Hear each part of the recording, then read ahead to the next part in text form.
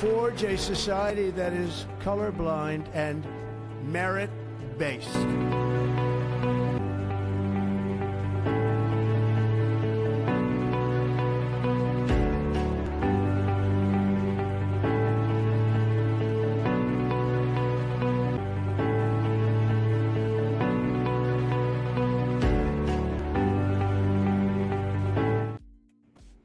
Hi Mario, hi Surya, how are you guys?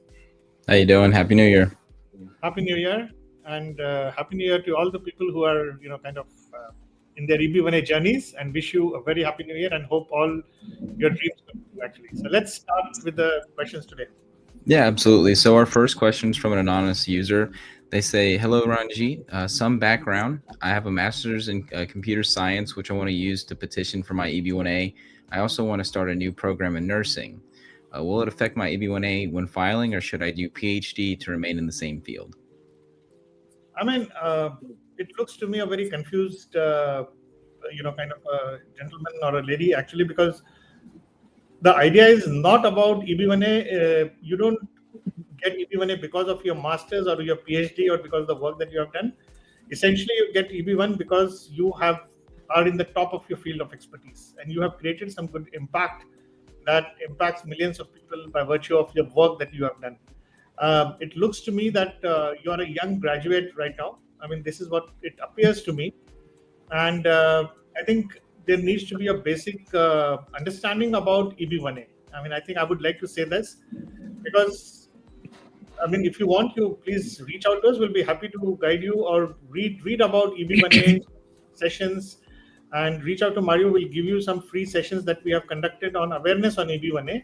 Don't try to focus on EB1A solely. Try to become the best in your field. You don't want to become the best in your field because you want EB1A, because you love your field actually. And that's the key part here. So I would not like you to kind of focus on your EB1A solely. And yes, if you have a research orientation in your goal, please, definitely you should do PhD. But if you are thinking of doing a PhD because you want EB1A, that would be a very wrong choice actually. So let's kind of follow that actually, something which is more in order. Okay. Mm-hmm. So, yeah, let's move to the next. Of course, the next question is, how should I show authorship of scholarly article? Should it be the first page of the article where I am mentioned as an author? And is the Google Scholar page sufficient as well? Well, I think it is about producing evidence. It is not about the value of the article that you are talking about. So you are thinking that the authorship would help you for that. So I would write to kind of rather more than focusing on, because it would be too technical for any officer to look at the entire article.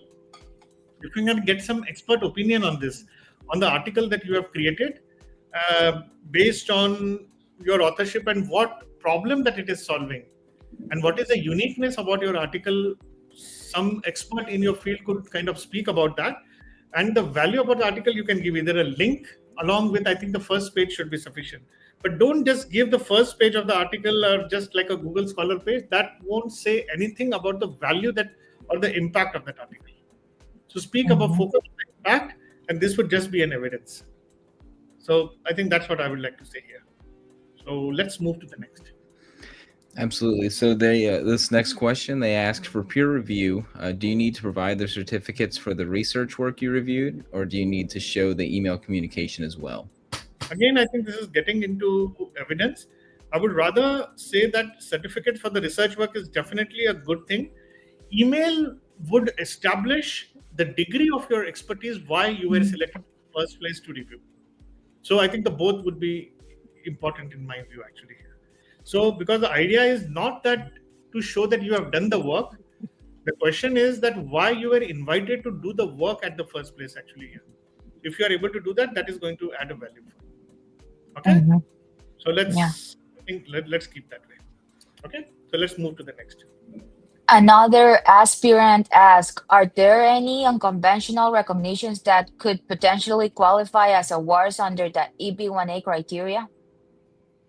Okay, I think it's a very interesting question actually. Unconventional recognitions that could potentially qualify as award.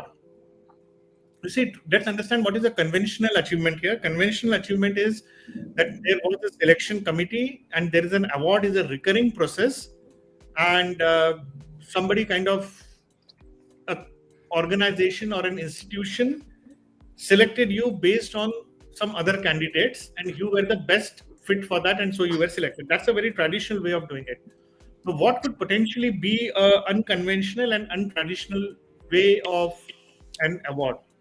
Number one, you set up a company and you get some investments because of that. You get some grants because of your expertise or the nature of work that you're doing. That could potentially be a good kind of a way I would like to see that actually. I can say that that could be potentially a way. It could blend into an area of a comparable evidence for awards, but still it would be a good bet. A couple of years ago, I would say in the year 2000, early 2000s, USCIS in its website did mention that venture funding or a private equity funding for a company of could be deemed as an award for a founder for the purpose of EB1A. In fact, they did mention that actually somewhere down the line. I think it's not there right now, but still I'm not very sure whether this will work, but these are the unconventional ways. Today, if somebody were to come to me, I would place that in, suggest that it could be placed as a comparable evidence. Number two would be that if, let's say, hypothetically, a governor of your state were to recognize you, or it could be not necessarily in India, or it could be in your country or in the US, but essentially you would get a government recognition, which is very unique in a way that the award or the recognition has been created specifically for you. It is not that you fitted into some awards or some recognition, that the recognition was created specifically for you. So that could potentially be a good award actually, in a very unconventional manner. But these kind of things, you don't, work for them. They happen by virtue of your work. So you don't have to kind of, look forward to make them happen. As I mentioned, I mean, these things will naturally follow if your work is impactful. So let's say, for example, there is a particular surgeon. I mean, he has done, let's say 1,000 cataract surgeries in a span of a couple of months, actually, in a year or something. Then he gets a recognition from a state or any government agency. That could be potentially deemed to be an award, let's say. So I think these are some of the unique things that could be field specific. So, I mean, there are infinite examples that could happen, which are traditionally not really an award. But if these kind of things, I would suggest we put it in, let's say, in a comparable evidence, actually, not really as a traditional evidence. Okay, so let's move to the next. Certainly. So our next question, they asked, my employer had sponsored my EB1A application, but my priority dates are not current yet. Can I change the job or should I wait until I get my green card? Also, I want to know, can I travel to my home country now? I mean, this crosses a barrier of a legal advice, actually. So I would suggest that, as I said, this discussion is not really an, kind of a legal advice. But what I'm understanding from here, that employer had sponsored your EB1A application, but the priority dates are not current yet. I think EB1A is the only exception visa category for this particular purpose. I would hesitate to say this, but this is, I mean, always please take a legal advice on this particular matter.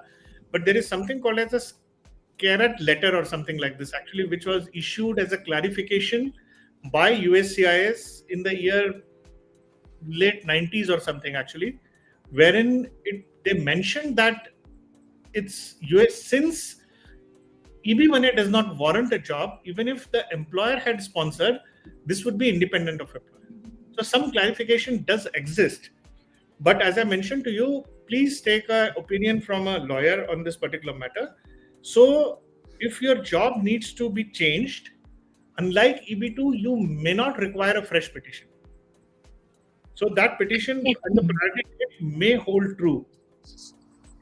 And as far as your travel to home country is concerned, I mean, again, as I said, this is a legal advice. I'm not qualifying myself to speak on that.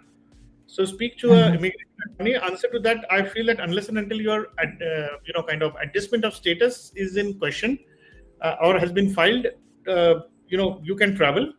And even if your adjustment of status is filed, you can apply for a travel document or advance payroll that will allow you to do that. So I think that's what I would like to say.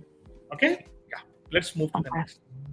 The next question is, in my role as an IT expert, I've conducted numerous workshops at technology expos demonstrating innovative use of artificial intelligence. What evidence should I gather from these events to meet the showcase criteria for EB1A, and how can I highlight my leadership and pioneering contributions through these engagements?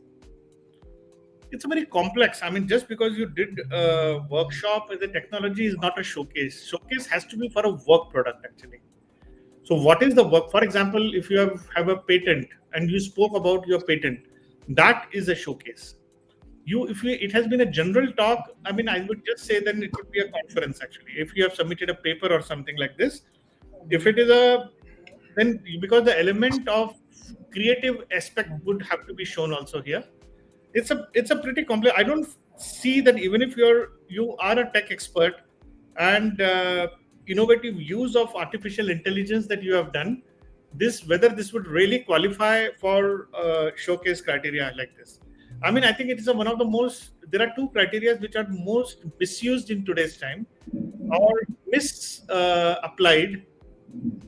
Number one would be an original contribution, where people think that any contribution which is deemed to be original would be an original contribution, even if it is for a company. I mean, I think that it is an original contribution to the field, not original contribution as such.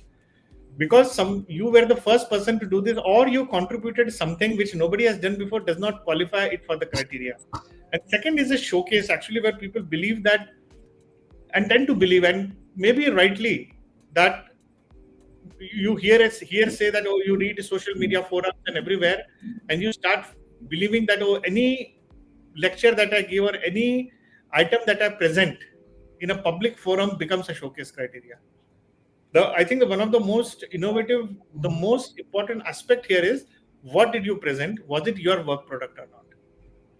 So, for example, if you, if there is a patent that, as I mentioned to you, or even if it is not a patent, is there some kind of a prototype that you presented? It has to be in your field of expertise. How it is related to your field of expertise, you will have to demonstrate, actually. So then it will it will make sense. Otherwise, I would be very concerned on, the misconception that is being reflected by virtue of in this question itself, actually. Okay, so let's move to the next. So I actually have a quick question following that. When it comes to the previous question of unconventional recognitions, could that be categorized under a showcase if it were to be a startup, or showing how they get those grants or funds to their startup? Not really, actually, because showcase, you have got a grant, and that is straightforward going as an award as a comparable evidence. It's a pretty showcase is something which is about a product, about a work product, actually. It's not about you getting a grant or something. It's an output. That would be yeah. Okay, perfect. So the last question from the anonymous aspirant, they ask, for context, Mario, my proposal has been accepted at a reputable tech conferences, and I'll be presenting my work to a wider audience.